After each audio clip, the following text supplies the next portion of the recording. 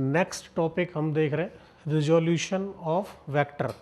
अब देखो रिजोल्यूशन क्या होता है, वेक्टर को अलग अलग दो कंपोनेंट में रिजोल्व कर देना, उसे हम कहते हैं रिजोल्यूशन। और उसकी ज़रूरत हमें आगे पड़ेगी, इसलिए मैं आपको यहाँ पे बता रहा हूँ। पहले हम एक वेक्टर को सिर्फ दो कंपोनेंट में रिजोल्व करेंगे।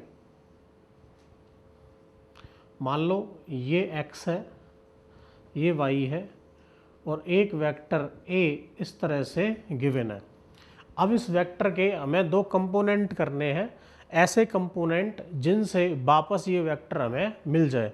तो देखो पहले एक बार यहाँ ध्यान से देख लेना, उसके बाद ही नोट करना। अगर ये एंगल है थीटा, तो हमने यहाँ से क्या करा, एक परपेंडिकुलर ड्रॉप कर दिया। ये परपेंडिकुलर है तो ये क्या हो गया, बेस, और ये हो गया हाइपोटेनस। अब मुझे मान लो ये दिया हुआ है O, ये A और ये मैंने M कह दिया। तो AM क्या हो गया, परपेंडिकुलर, OM क्या हो गया, बेस, और OA क्या हो गया, हाइपोटेनस। अब अगर मुझे OM निकालना हो या AM निकालना हो, ठीक है, तो जो OM होगा वो किधर होगा, वो x डायरेक्शन के अलोंग होगा। इसको हम कहते हैं x कंपोनेंट। क्या कहते हैं इसको, x कंपोनेंट। निकालेंगे कैसे, OM में और हाइपोटेनस में क्या रिलेशन होगा। तो देखो हमने ये पढ़ा हुआ है 10th में कि बेस अपॉन हाइपोटेनस। बताना जरा क्या होता है। बिल्कुल सही बताया, कॉस थीटा होता है सर, ठीक है, कॉस थीटा। तो बेस कितना है, बेस है OM और हाइपोटेनस कितना है, OA, और ये किसके बराबर है, कॉस थीटा के। तो OM इज इक्वल टू क्या हो गया, OA कॉस थीटा। और OA जो है वो यहाँ से यहाँ तक का मैग्नीट्यूड है और वो है A वेक्टर, तो उसका मैग्नीट्यूड क्या हो गया, A। तो ये आ गया A कॉस थीटा। तो हमें क्या मिल गया, ये मिल गया हमें x कंपोनेंट। क्या मिल गया हमें, x कंपोनेंट। सिमिलरली अगर मैं आपसे पूछता कि y कंपोनेंट क्या होगा, तो देखो उसके लिए क्या करते, ये निकालते हम AM। तो हम यहाँ लिख देते हैं AM क्या होगा, ये होगा y कंपोनेंट। अब फिर से AM अपॉन OA, हाँ क्या पढ़ा था, बिल्कुल सही है, साइन थीटा। तो AM की वैल्यू क्या हो जाएगी, ये होगी OA साइन थीटा, और OA का मैग्नीट्यूड कितना है, A, तो ये हो जाएगा A साइन थीटा। तो ये हमें क्या मिल गया, Y कंपोनेंट। तो हमने क्या करा, जो A वेक्टर है उसके दो पार्ट कर दिए, ठीक है। कैसे, तो हमने कहा कि A वेक्टर जो है वो दो पार्ट में रिजॉल्व हो गया। इधर क्या आया, A कॉस थीटा, और इधर क्या आया, A साइन थीटा। हम ऐसे भी लिख सकते हैं, हम ऐसे भी लिख सकते हैं कि अगर ये A है तो इधर क्या था, A कॉस थीटा, और इधर क्या था, A साइन थीटा, ठीक है। इसको कहते हैं हम रिजोल्यूशन ऑफ ए वेक्टर। लेकिन रिजोल्यूशन दो तरीके का होगा। जब हमने सिर्फ दो कंपोनेंट में रिजोल्व किया है तो हम इसे कहेंगे resolution of A vector in mutually perpendicular two components. सिर्फ हमने दो कंपोनेंट में रिजोल्व किया है। जब हमें तीन डायरेक्शन दी हो, x, y और z, ठीक है, तो हम तीन में रिजोल्व करेंगे। तो पहले इसको आप नोट कर लीजिए, फिर मैं इसको एक तरीके से और रिजोल्व करके बताऊंगा, फिर हम तीन में रिजोल्व करेंगे। नोट करो इसको। अब देखो हमने दो कंपोनेंट में रिजोल्व करके देख लिया, अब मैं दूसरे तरीके से रिजोल्व कर रहा हूँ, ठीक है। मैंने ये बोला कि इधर जो कंपोनेंट आएगा, जिस साइड से थीटा बन रहा है, उधर हमेशा क्या आएगा, कॉस थीटा। तो हम यहाँ पे क्या लिख देंगे, component will be cos theta to the side where theta is between the sides। हमें इधर कंपोनेंट निकालना है, तो जिधर थीटा बन रहा होता है उधर कंपोनेंट क्या आता है, कोस थीटा वाला। ठीक है, ये ध्यान रखना है। अब ये थीटा है तो ये क्या हो गया, ये 90 माइनस थीटा हो गया। अगर हम इसी को इधर देखते तो ये क्या आ जाता, ए कॉस 90 माइनस थीटा। और एक प्रॉपर्टी होती है मैथमेटिकल टूल्स में, हम पढ़ लेंगे इसको, 90 माइनस थीटा अगर हमें दिया हुआ है तो cos 90 माइनस थीटा होता है साइन थीटा। तो ये भी किसके बराबर आ जाएगा, ए साइन थीटा के। तो चाहे पहले जैसे रिजॉल्व कर लो या इस तरीके से कर लो, बात एक ही है।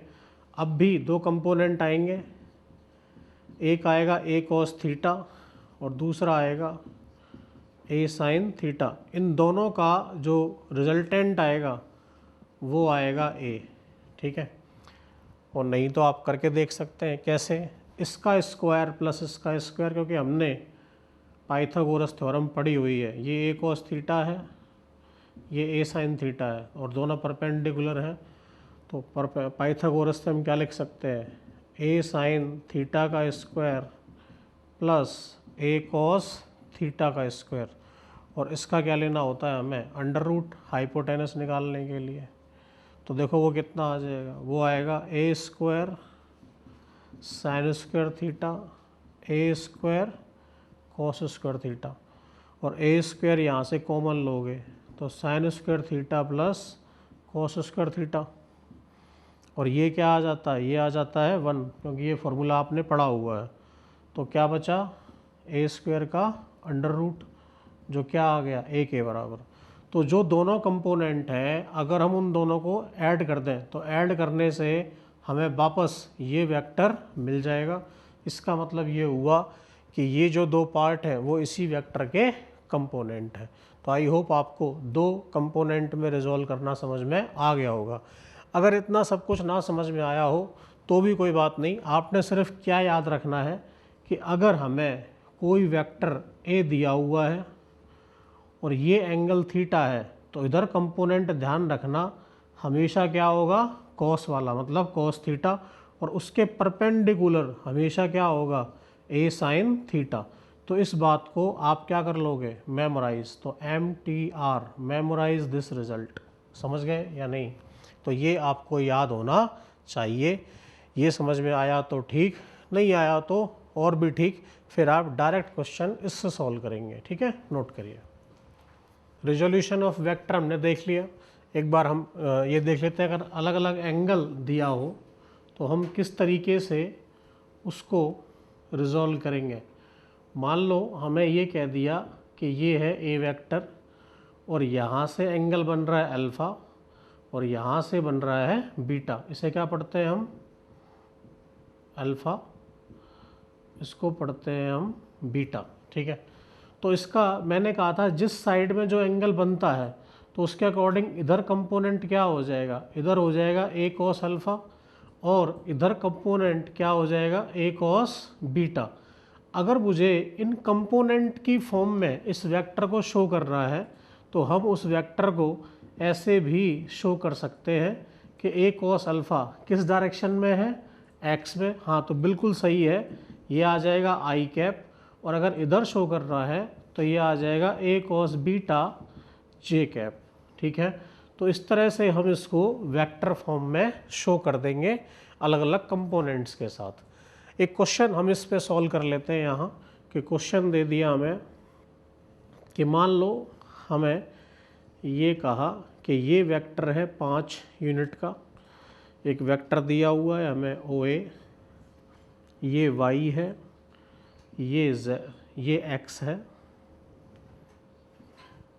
और ये एंगल है 30। तो वो पूछा है बताओ X कंपोनेंट कितना और Y कंपोनेंट कितना। ठीक है, अब देखो X कंपोनेंट हमने जो सीखा है उसके अकॉर्डिंग इधर क्या आना चाहिए, हाँ बिल्कुल सही बता रहे हो, 5 cos 30, तो क्या आ जाएगा 5। हाँ बेटा cos 30 की वैल्यू कितनी, √3/2, ठीक है, तो ये हो गया √3/2। तो ये कंपोनेंट क्या आ गया 5√3/2। y कंपोनेंट निकालेंगे तो क्या आ जाएगा, तो मैंने कहा था इधर cos और इसके परपेंडिकुलर क्या आएगा sin, तो सही है। तो ये आ जाएगा 5 sin 30, sin 30 की वैल्यू कितनी, हाँ सही बताई है 1/2, तो ये कंपोनेंट आ गया 5/2। अगर इसी जगह पे मुझे ये एंगल और दिया होता तो देखो, एक तो इस तरीके से सॉल्व कर सकते हैं जो हमने पहले किया था। अब जो ये मेथड है इसको इसी से सॉल्व कैसे करेंगे, तो सेम क्वेश्चन,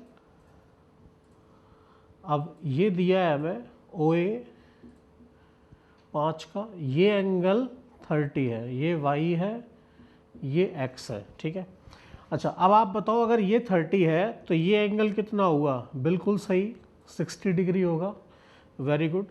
इधर कंपोनेंट क्या होगा 5 cos 30, a cos अल्फ़ा, इधर होगा a cos बीटा, तो ये हो जाएगा 5 cos 60। तो 5 cos 30 कितना हुआ 5√3/2, और 5 cos 60 कितना हुआ 5/2। तो ये फिर से सेम आ गया, तो ये आ गया x कंपोनेंट और ये आ गया हमारा y कंपोनेंट। तो दोनों का आंसर कैसा है, सेम। तो हम इस तरीके से भी रिजॉल्व कर सकते हैं और इस तरीके से भी रिजॉल्व कर सकते हैं। तो अगर हमें अलग अलग एंगल दिए हैं साइड्स के साथ, तो जो एंगल दिया है वो एंगल का कॉस ले लेंगे, तो वही कंपोनेंट हमारा बन जाएगा। आई होप आपको इस तरह का रिजोल्यूशन समझ में आ गया होगा। अगेन अभी हमने सिर्फ 2 ही साइड्स में रिजॉल्व किया है। अब हम देखेंगे कि अगर हमें 3 साइड से एंगल दिया हो तो तब हम उसको किस तरह से रिजॉल्व करेंगे। नोट कर लीजिए उसको।